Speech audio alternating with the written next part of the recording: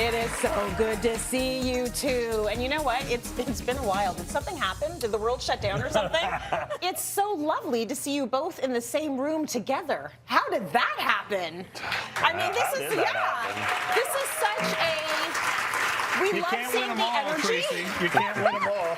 It's such a long relationship. You two go all the way back. You know how to push each other's buttons. Yes. And you are so entertaining together. And so we thought, we have you together. Yeah. Let's get some questions for you. There's a lot of brilliance happening between these two guys. In between right us, in here, right there, right in in the that middle. dead space. Okay, we're going to start with this question from Shy Rose, and it's about repurposing flex rooms. Take a listen. I have a question about my house in Calgary. We purchased a new house and it has a flex room. It's a beautiful flex room, but there's the stairwell from going to the basement and the loft located in the flex room. And I want to know how I can hide these without building a wall. I love that her name is Shy Rose. Yeah. That's lovely, isn't it? And then, I was in Calgary yesterday. oh, were you? You could have figured that out I could have there. sorted this flex You room could out. have sorted this there. First of all, I'm embarrassed to say I don't know what a flex room is. I've never heard of a flex room. Is it just a room that's used for different purposes? The new word for space you can do anything with. Yeah, flexible space. It's Okay, all right. Sometimes it's like a bit of off of a hallway or like A like she landing. has there's a staircase there. Yeah. So you can't really close it off or make it a bedroom, but Right. you want to get the most use out of it as possible. So what should she do? Well, I would suggest, I've seen this a lot where the staircase is maybe in a spot where you don't want to box it in because you'll reduce too much space, but you still need the building code of having railings or some blockade of some sort. So Right. in a lot of our properties, we'll do like a slat wall. So sort of 2x2s that go floor to ceiling, create a feature so that the staircase visually it's still behind this, but Yeah. visually you're just seeing this nice feature. And then you've got underneath you could still have like a reading nook, or you could put a lower bunk bed, so you get the multi-purpose functionality I want of to it. hide from the kids, quiet space. I was going to ask you that next. What would you do with that space, Brian? I would wall it all off and put Yes. a lock on the door. No, I mean, same thing. It's areas like that, throw a chair in, throw something comfortable in to sit, read, be on your phone, whatever it may be. Right, okay. Something nicer than what Harry Potter was in, though, right? Under the stairs? Oh, I hope so. Yeah, a little bit. I'm going to go out to the audience now. We've got questions from Candace I'm going to start with. Where is Candace? Hi, Candace. Okay, yeah, give her some love. Okay. Do you want to ask both of them, one of them? What's your question? So we're creating a new nursery/spare room. She wants storage, but I Yeah. don't want to lose a lot of square footage in the room. Okay. Yeah. Help them out. Oh, you don't They want want the I nursery. They don't want to lose a lot Oh, of I square see. You footage. both want Do you get completely it? different things. I get it. Okay. Yeah. Easy. No problem. I mean, babies don't take up a lot of space. I'll be honest, our first child lived in our walk-in closet. Yeah. We converted that into And now a that's where nursery. you sleep. Sometimes. But you can do that with cabinetry on the wall, storage solutions, pick furniture that has storage in it. I mean, we had a great, this is a baby, like a little baby. No, it's a giant Oh, baby. a grandbaby. Grandbaby. Oh, so it's a part-time baby. Part-time. It's just It's a a part-time part-time baby. baby. That's why he doesn't want to give up Yes. too much of the space. Yeah. Well, then Right? look at something like a wall bed type thing, wall crib, something you can easily adapt, have the storage, but also a little like a drawer for the baby or whatever. We do a lot on our show with modular systems where you might be able to drop a couple beds down from a wall cabinet. Also, don't forget height. Height is underestimated when it comes to using space. You can do an upper bunk with a closet underneath it, or you can swap it, have steps going up to like a walk-in storage space with a bed underneath it. But definitely use the height. When it comes to storage, use it all the way to the top. I mean, with furniture and using the height, you could probably get everything, the best of both worlds that you're looking for. That is so cool. Good answer, right? Yeah. Thank you. And you just cost them $50,000. Where's Joyce? Oh, hey, Joyce. How could I miss you in that beautiful green? Thank Okay, you. what is your question? So my question is, we have a vinyl plank flooring that we had put in a year and a half ago, all the way from the kitchen to the front hall.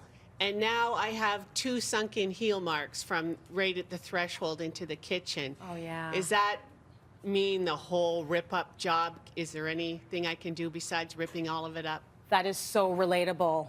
I'm a throw heel rug. wearer too, but not in the Throw rug. house.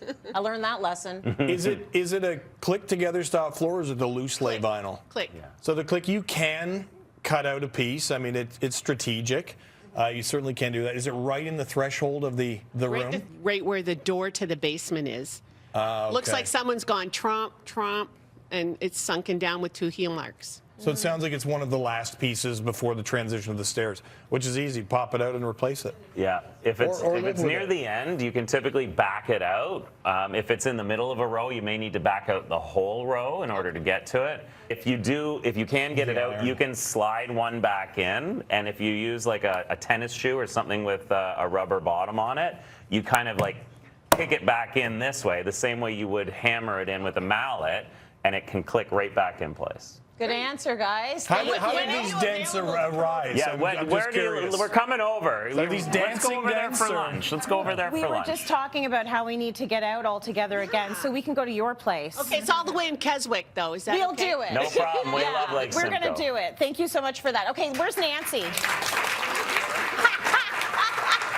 Hi, Nance. Okay, what would you like to ask? I might just be sitting on your lap in a second. I'm sorry. We are considering replacing our tile floor in a center hall plan. Okay. I don't really want to rip up all the tile going through the majority of the main floor. Is it possible to lay some of the new vinyl on it without the grout lines or anything coming up, or do you have to remove all the tile? That's a good question. Is this going to be an easy one for her or tough? At first, I thought you were going to say we want a tile over top, and I was going to say good luck. I wouldn't warranty that. With loose lay vinyl, if it's a thin, the vinyl planking that goes down, just a loose lay, you may end up over time seeing those grout lines in that. So you may want to put down some type of underlayment. If it's a laminate style vinyl with a click together, it would probably gap that and you wouldn't see it. So you can certainly go over top. Yeah, Good. we've done this several times. If you have a deep grout line, you may want to fill in the grout lines a little bit if they're deep or wide. If they're smaller grout lines and you use a thicker vinyl, you're good to go. There's a reason why. Yeah, give it up for these guys. Thank you so much. There's a reason why you're so on top of all these answers. You two have been busy. Please tell us about your project. What are you two up to these days? Oh boy, should we tell her? They do the lean in. Individually or together? Or? Together. What are you doing together? You Well, have we a project together. We have a new project coming out soon. Yeah, we do. Mm-hmm. So on Sunday nights you're going to see a new show where Brian and I, dare Is I it say competitive by chance? we work together-ish Yeah. / compete against each other. Yes. We've got a resort renovation design competition series that we've been working on. But it's Yeah. the great news is, it's not just us. Yeah. We are judging and assisting and mentoring Yeah. 4 teams. We've got an amazing team out of Arizona, Chicago, Toronto, Brampton area. Yeah. So we get to watch these 4, amazing flavors and styles come together, designing and building these cabinets, cabins. Cabins. Yeah. Installing cabinets, maybe, and watch them kind of evolve and go through the process we've both been through. Yeah. And watch that. So it's. Are they pros or are they amateurs? They're in between, like a lot of them. They're DIYers? They're DIYers and influencers, and Yeah. for years, Brian and I have seen on social, as you see as well. Yeah. People like, I could do this, I want to do this. So we thought, let's give them an opportunity to do it, and it's an opportunity for us to maybe, get some new ideas as well, because we've done a lot of projects, Yeah. and we want to stay on top of the latest trends and make Yeah. sure that we've got influence from all kinds of different areas, and. So this was a good opportunity for us to bring people in from all over North America, have them compete. Some of them are true pros, Yeah. licensed contractors and designers, and others are more, influencer, social media designers and Well, I'm going to watch it like I watch a hockey game, and I'm just going to wait for the fights to break out. Yeah. Well, the first one's right here. Fight, the first- fight, fight between these two. Those are all with us. Thank you, Brian.